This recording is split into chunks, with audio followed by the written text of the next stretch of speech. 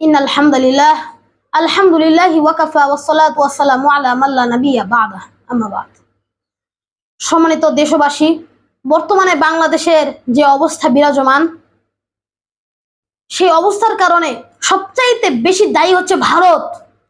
আমরা বাংলাদেশের জনগণ হয়ে আমি নিজে ভারতকে হুঁশিয়ারি দিয়ে বলতে চাই, তারা নিজের স্বার্থের কারণে ফারাক্কাবাদ বারবার খুলে দেয়, প্রত্যেক বছরে খুলে দেয়। প্রত্যেক বছর এই ফারাক্কাবাদ খুলে দেওয়ার কারণে এর আগের বছর আমরা দেখেছি সিলেটের কি ভয়াবহ অবস্থা ছিল। এবার শুধু সিলেট নয়, এবার আরো অনেক জেলার ভয়াবহ অবস্থা।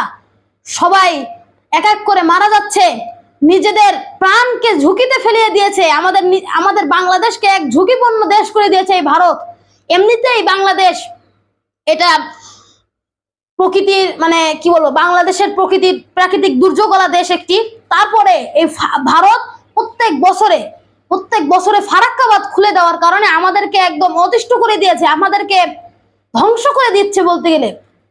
যেই প্রতিবেশী দেশকে আমরা বন্ধু মনে করতাম, বন্ধুর কাজ কি?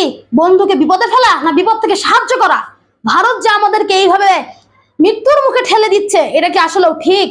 তাই আমরা বাংলাদেশের জনগণ হিসেবে বলতে চাই, আমরা যদি ভারতকে কিছু নাও করতে পারি, আমাদের উপরওয়ালা দেখছেন, তিনি অবশ্যই এই ভারতের বিচার করবেন।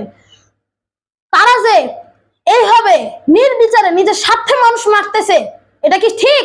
এটা কখনোই ঠিক না। এজন্য আমরা ভারত সরকারকে বলতে চাই, যেভাবে আমরা আমাদের দেশের স্বৈরাচার জালেম সরকারকে আন্দোলন করে নামিয়েছি বা আন্দোলন করে দেশ ছাড়া করেছি, আপনাকে হয়তো ওইভাবে নামাতে পারবো না, কিন্তু আপনাদেরকে আমরা হুঁশিয়ারি দিচ্ছি যে এই সমস্ত কুকর্ম বন্ধ করেন, না হলে আমরা কিছু না করতে পারলেও আমাদের আল্লাহ দেখছেন।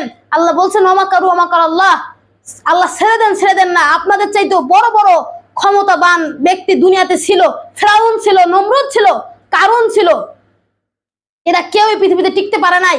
ভারতের সরকারের চাইতে কি ফেরাউন কম শক্তিশালী বা কম ক্ষমতাধর ছিল? ফেরাউন পুরো পৃথিবী শাসন করত। তার অবস্থা কি হয়েছিল? তার অবস্থা ফুরাত নদীতে ইঁদুরের মতন আল্লাহ সুবহানাহু ওয়া তাআলা তাকে চুবাইয়ে মারছে। নমরুদ সে কি করছিল? আল্লাহকে চ্যালেঞ্জ করছিল, কিন্তু আল্লাহ একটা ন্যাংরা মশা দিয়ে তাকে মেরে ফেলছিল। এর জন্য আমরা ভারতকেও বলছি, তোমরা যদি মানুষের উপর এইভাবে অত্যাচার করো, বাংলাদেশের বন্ধুত্ব নামে বাংলাদেশকে এইভাবে ক্ষতিগ্রস্ত করো, তাহলে তোমাদেরও একদিন এইভাবেই বিচার হবে। ভারতকে আল্লাহ নিমেষের ভিতরে চাইলে পৃথিবীর মানচিত্র থেকে অস্তিত্বহীন করে দিতে পারবে, যেটা আগেও আল্লাহ সুবহানাহু ওয়া তাআলা আগেও আমাদের রব অনেকবারই দেখিয়ে দিয়েছেন। আজকে আমার কথা এতটুকুই শেষ।